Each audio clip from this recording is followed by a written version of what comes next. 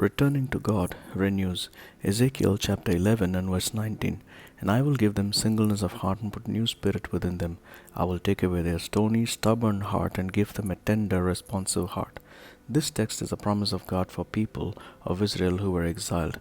The Lord had spoken through the prophet Ezekiel that the Lord himself would bring them from the different lands that they were scattered, and that he would gather them in Jerusalem and would be their God, and they would be his people. This was a promise for those who were willing to turn from their evil ways and follow after God, but for those who were stubborn, the Lord would destroy them completely without a trace. This promise is true for us too, since it is the Lord who will take away the stony heart and give us a tender one, which will help us get back to God. However, after receiving a tender heart, we still have the choice to follow or reject God. God does not force us into anything, and he leaves us to make the choice.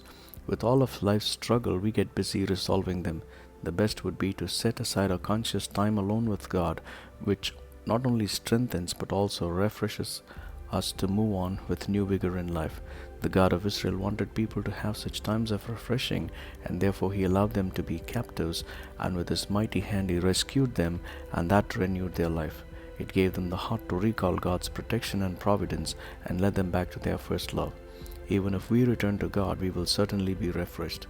We need such experiences of returning to God so that we are renewed in our love and intimacy with God. Our relationship with God makes us who we are and what we can become. Therefore, let's get back to God. Returning to God renews. Amen.